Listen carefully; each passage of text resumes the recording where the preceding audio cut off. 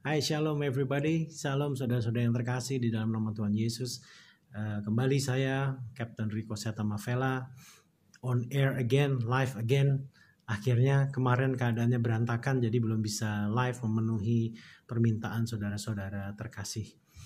Hari ini izinkan saya share sedikit mengenai pengalaman saya kemarin menghadapi COVID-19. Wow, penyakit yang luar biasa, cukup menyakitkan.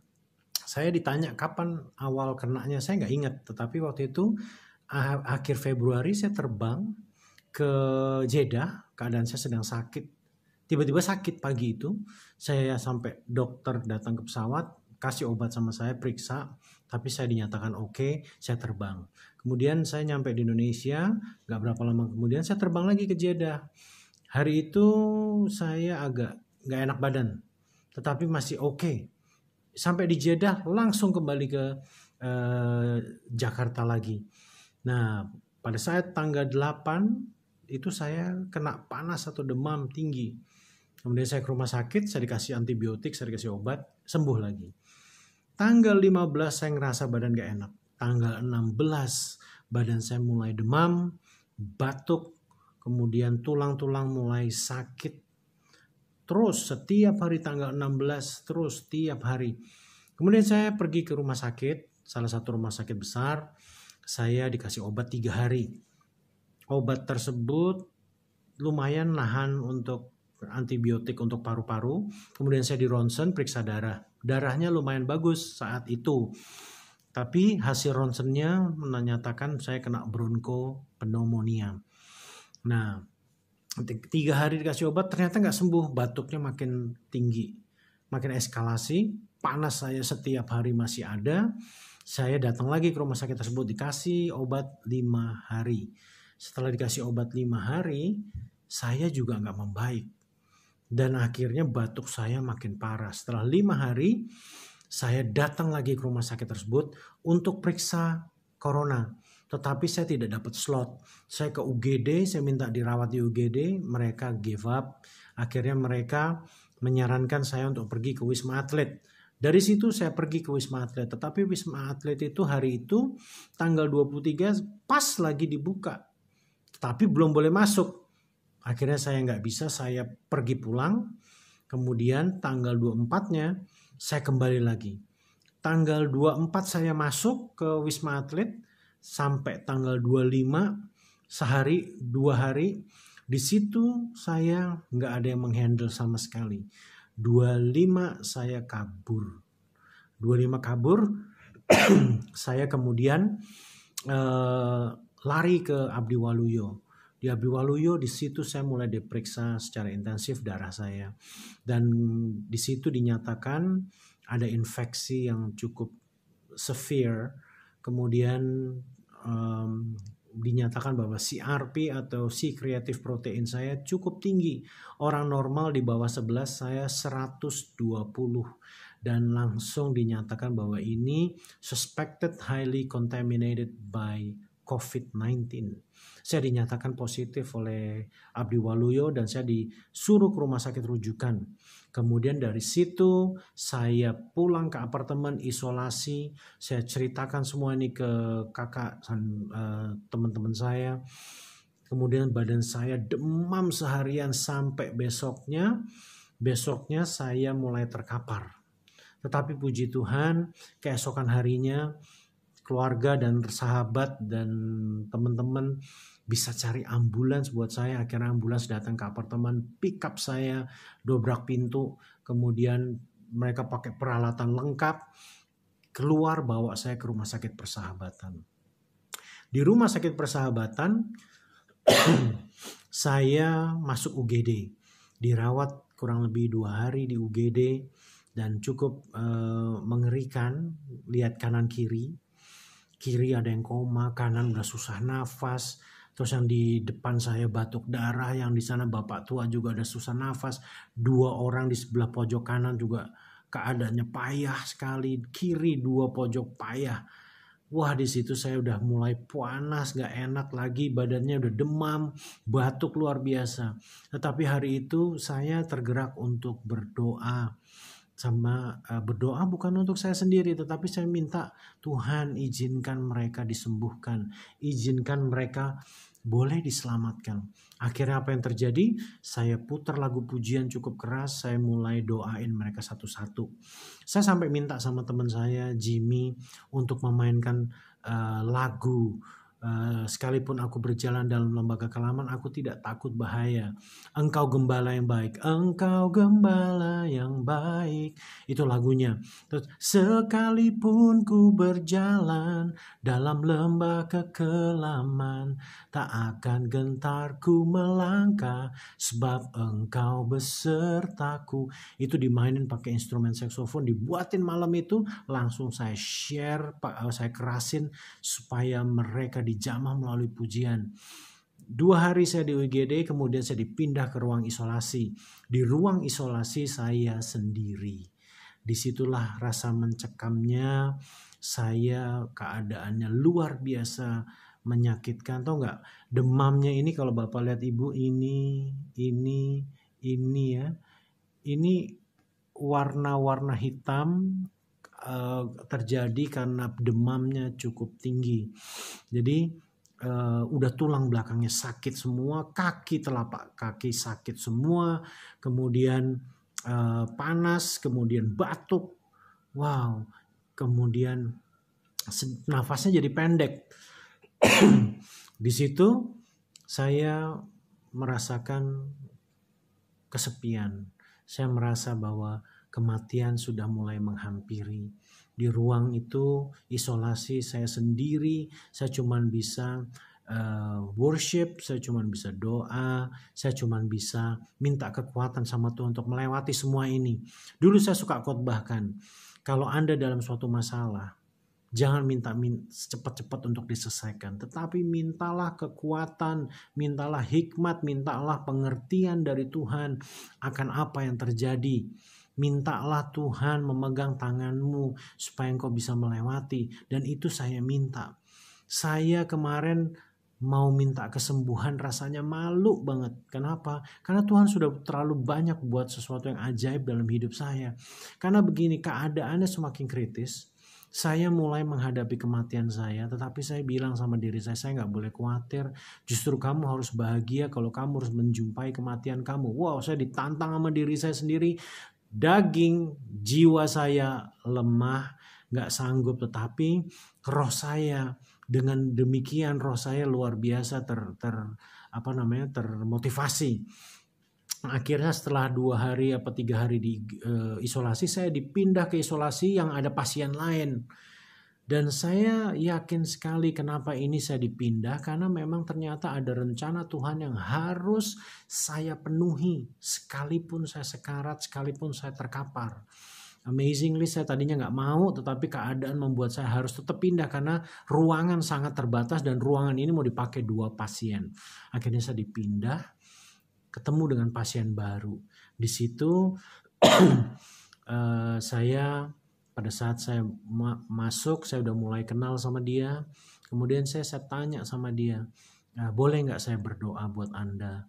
Boleh nggak saya bacakan firman? Kemudian saya putar lagu-lagu. Dan dia secara manusiawi mungkin hatinya menolak, tetapi dia berkata, oh iya saya mau didoain. Keadaan saya lagi payah sekali. Panas tinggi itu seperti badan dicabik-cabik. Kemudian hari itu saya bilang sama Tuhan, Tuhan, aku serahkan nafasku yang terakhir ke tangan Tuhan.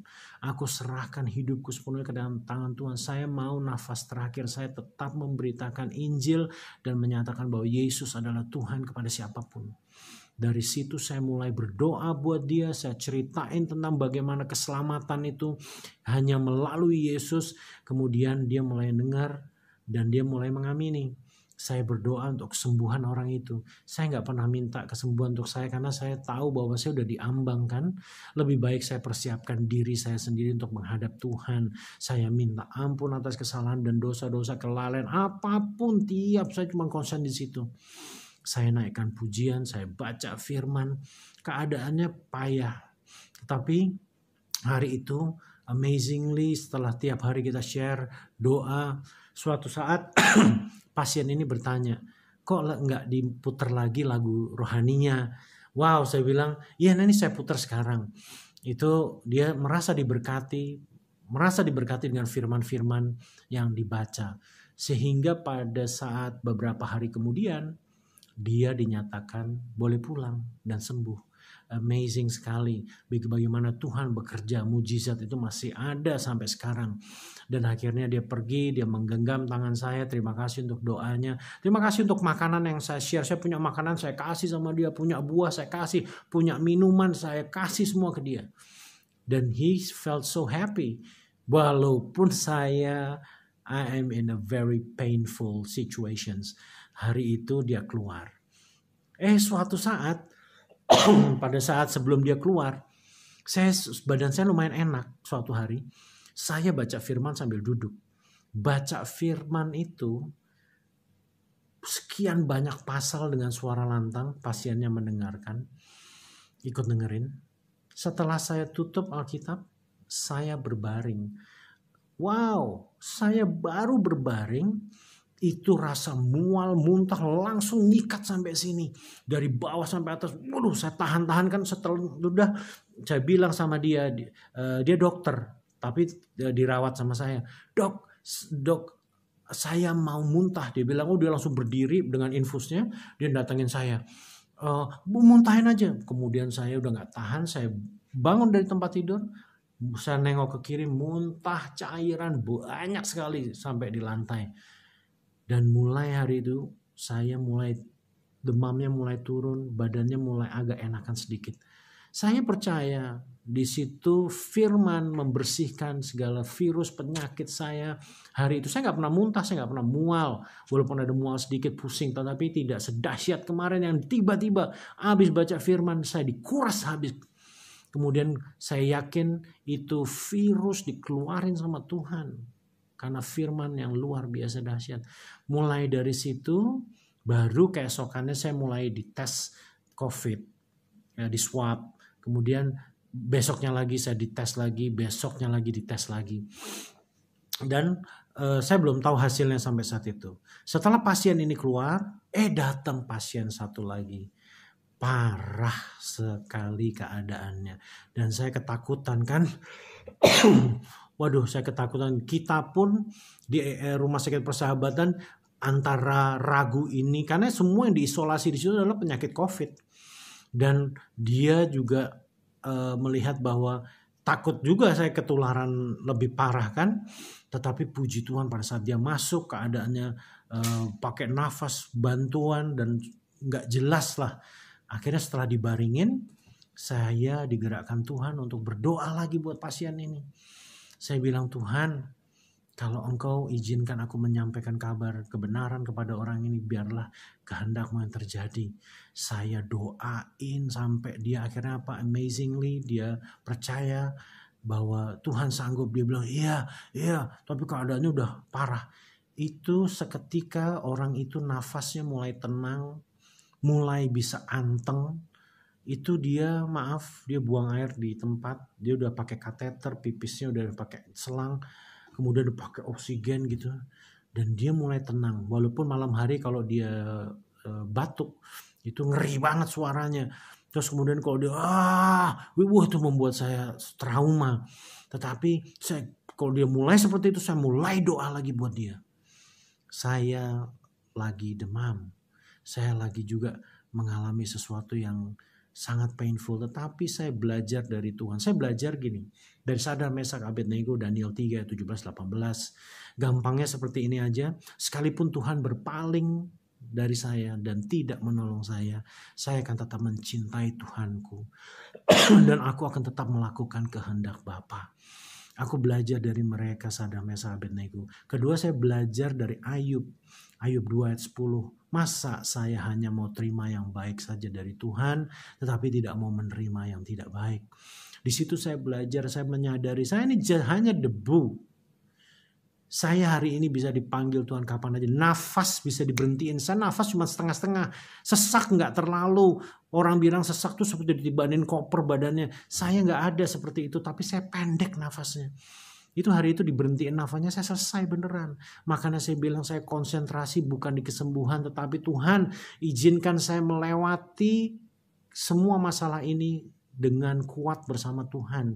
Jangan pernah lepas tangan saya daripada Tuhan. Saya minta saya dijaga oleh Tuhan selalu. Walaupun saya harus mungkin menghadapi kematian, saya yakin mati saya ada di tangan Tuhan. Jadi hari itu keadaannya benar-benar cukup mengerikan, dan saya kalau secara manusia udah khawatir, udah hopeless, tetapi enggak. Amazing, Tuhan buat badan saya lemah sekali di lembah kekelaman, tetapi my spirit is on fire. Tuhan kasih roh yang menyala-nyala. Setiap perawat yang ketemu saya doain. Setiap dokter yang ketemu saya doain. Kau kuat, hanya di dalam nama Yesus kekuatan mujizat itu terjadi. Cleaner semua saya doain. Siapapun masuk ruangan sebelum dia nyuntik, sebelum apa, saya bilang engkau harus percaya kepada Isa Al-Masih, Kristus Yesus, Tuhan dan penebusanmu. Kamu harus percaya dalam keadaan seperti ini. Semua mengamini, alhamdulillah, whatever they say. Wow, amazing. Saya tetap memberitakan Injil. Saya hanya mau bilang sama Tuhan, Tuhan, saya nggak mau lalai lagi. Saya nggak mau terlambat menyatakan Injil itu kepada siapapun. Dan hari itu, pada saat saya tidak memikirkan diri saya sendiri, saya melihat amazing sekali Tuhan buat thousands of people pray for me. Ada yang dari Australia, ada yang dari pelosok-pelosok manapun, dari banyak tempat lah. Kemudian ada satu sahabat saya namanya Om Frank, dia worshiper. Kemudian saya ditelepon tanpa basa-basi, saya disamber dengan suara yang dia teriak. Dia berdoa kepada saya untuk kesembuhan saya dan jamahan Tuhan. Dan itu terjadi mulai pelan-pelan sama diri saya. Saya ngerasain sesuatu yang luar biasa menjamah saya. Saya kerasa banget badan saya mulai, wow, kenapa ini? Tapi saya mulai aminin, saya mulai worship spontan, saya mulai perkatakan amin, haleluya, terima kasih Om Frank, thank you very much for your prayer. Itu lagi panas-panasnya. Demam saya ngeri banget. Itu gak enak banget. Dan tahu gak kalau demam? Itu seperti roh jahat datang sama saya.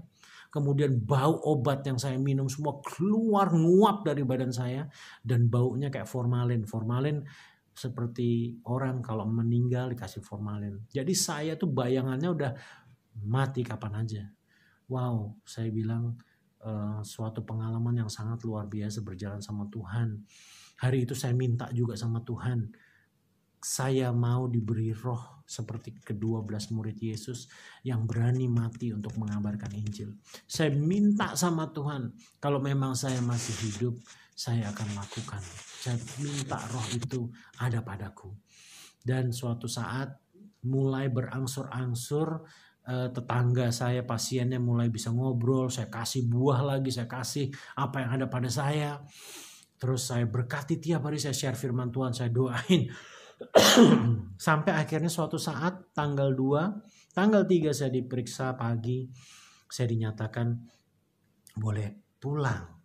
Itu ronsen, tiap hari saya di ronsen, badan saya jebol kali. Tapi ya amazing, Tuhan menyertaiku. Di saat itu saya keluar, saya kan masuknya didorong gak begitu sadar. Pada saat saya keluar, ternyata tempatnya itu lorong kanan kiri, bangsal-bangsal, tempat isolasi. Saya bisa lihat dari kaca, semua pasien COVID keadaannya parah, dia pakai alat bantu nafas, semua baju dibuka, dikasih alat, I don't know what is that. Kemudian saya mulai doain setiap satu-satu, merinding, saya takut. Kenapa? Wow, ini udah ruang kritis. Pada saat saya diizinkan pulang sore itu, saya setelah mandi, saya lewati bangsal-bangsal itu, kemudian saya berdoa, dan akhirnya saya mencapai pintu pintu terluar untuk briefing dengan dokter di taman. Itu rasanya keluar dari tempat itu seperti keluar dari dalam kubur, dari ruang mayat, karena semua orang udah kritis. Tahu nggak, setiap hari saya dengar orang meninggal. Saya trauma, saya ngeri banget lihatnya, dengernya. dan ruang saya itu ruang negatif. Jadi tekanan udaranya, jadi kok dibuka pintunya bunyi cush. Jadi dipressurize ruang saya supaya oksigennya tetap konsisten. Dan itu saya dengar orang teriak meninggal. Ini waduh ngeri deh. Tapi ya puji Tuhan, akhirnya Tuhan izinkan saya lewati semuanya. Dan saya di briefing, paru-paru saya sudah mulai membaik, fleknya sudah mulai hilang, badan saya sudah mulai kuat. Hari ini engkau boleh pulang, tetapi suruh isolasi lagi 14 hari untuk melihat apakah simptom itu masih ada. Di apartemen 2 harian saya masih merasakan demam. Batuk sampai sekarang masih ada, tetapi demam puji Tuhan sudah hilang sama sekali. Tinggal batuknya sesekali aja. Saya disuruh latihan pernafasan, dan 3 hari lalu saya boleh keluar olahraga pagi di Jalan Sudirman. Di situ saya menjumpai banyak sekali jiwa yang bisa disampaikan Injil kebenaran. Mereka kita tolong, kita kasih berkat, dan kita mulai masukkan firman Tuhan supaya mereka diselamatkan. Well, I think this is the purpose of God. Tuhan taruh saya harus sakit untuk saya bisa mungkin menginjili mereka, untuk melakukan banyak perkara Tuhan di rumah sakit, mendoakan. Dan saya yakin, saya percaya pada saat kita berdoa, orang iman berdoa, ada jamahan untuk mereka. Saya minta yang pertama adalah keselamatan jiwa mereka. Hari itu akhirnya pagi itu saya jalan, saya doain setiap jiwa. Thank you for this purpose. Thank you for experience ini Tuhan. Tuhanku yang telah menyelamatkan aku di Palu, menyelamatkan aku juga dari sakit yang mematikan. Akhirnya saya pulang, berapa hari kemudian hasil tesnya setelah saya muntah itu dinyatakan negatif. Padahal dari Abdul Waluyo sudah jelas dinyatakan positif. Tapi Tuhan amazingly, saya yakin muntah itu karena firman Tuhan yang dahsyat membuat darah saya bersih. Dan akhirnya sampai sekarang saya lagi masa pemulihan. Dan tadi saya diwawancara oleh Solusi lewat CBN. Itu wawancara saya pertama. Yang kedua saya buat sendiri karena banyak permintaan. Kiranya kesaksian ini bisa jadi berkat. Don't think about your own self. Think about others. Keselamatan orang lain. Pada saat kita memperhatikan orang lain, engkau akan diperhatikan sama Tuhan. Pada saat engkau memberkati orang lain, engkau akan diberkati Tuhan. Tanpa harus kamu minta, tanpa harus kita minta. Trust your God. He knows what He's doing on you. Yang menjadi masalah kadang-kadang kita terlalu banyak minta sama Tuhan tanpa mengerti. Sebenarnya dia tahu nggak sih? Gitu loh. Knowing your God is the most important. Faithful God. You have to have a faithful to God. Because your God is a faithful God. Setialah sama Tuhan. Percayakan semuanya sama Tuhan. Dan sekalipun aku berjalan dalam lembah kekelaman, aku tidak takut bahaya sebab Tuhan menyertaiku. Mazmur 23 ayat 4. Dan itu menjadi pegangan hidup saya. Pengalaman di Palu pun saya menggunakan ayat itu. Dan sekarang aku pakai lagi ayat itu. Terima kasih udah mendengarkan kesaksian ini. Kiranya menjadi berkat. Dan saya pun boleh share pengalaman ini. Sebetulnya sekali lagi, ini bukan testimoni tentang saya. It's about your God. It's about our God. He is a living God. Tuhan yang hidup. Tuhan yang nyata. Yang setia. Yang perkasa. Menyertai hidupmu dan saya. Kita harus doain para perawat. Kita harus doain para dokter, cleaner yang bekerja di rumah sakit. Semuanya. Kita bekerja, kita berdoa juga untuk ojek online. Itu orang kirim vitamin, orang kirim baju untuk saya, orang kirim apa aja lewat mereka loh. Mereka 24 jam kalau Anda mau kirim apa aja, mereka selalu on. Dan itu kita doain mereka, kita berkati mereka. Kita berdoa untuk tentara yang 24 jam kerja, polisi, pemerintahan. Kita doain mereka adalah hero of this country. Dan mereka adalah orang-orang yang layak menerima keselamatan, layak menerima berkat dari Tuhan juga. Doalah untuk bangsamu ini agar mereka berbalik dari jalan yang jahat, kemudian menerima keselamatan di dalam nama Tuhan Yesus. Sekali lagi, saya Captain Rico Setamavela. Trust your God. Pengalamanku, mungkin pengalaman yang viral 2, tapi sebelum-sebelumnya saya punya cerita yang luar biasa bersama Tuhan. Simple aja, mobil saya dulu pernah diisi bensin sama Tuhan. Tapi nanti saya ceritanya one day ya. Tetapi memang yang viral 2 ini sih. Tapi thank you once again for watching. God bless you. And salam penginjilan. Jangan lupa yang terpenting adalah amanat agung di dalam hidup kita. Lakukan itu setiap kita. Lakukan amanat agung. Selamatkan jiwa-jiwa. Maka engkau akan berjalan dan engkau akan melihat tangan Tuhan menyertaimu. Terima kasih, Tuhan Yesus memberkati. God love you and I love you. And once again, God bless you. Terima kasih buat keluarga yang telah pontang-panting untuk saya. Terima kasih untuk sahabat-sahabat saya terkasih yang telah menolong saya, yang berdoa untuk saya. Thank you for everything. I don't know how to repay, tetapi aku percaya blessing dari Tuhan is upon you all. Memberkati semua kalian yang telah berbuat banyak untuk saya. Terima kasih untuk segala-galanya. Thank you for watching. God bless you. Bye-bye.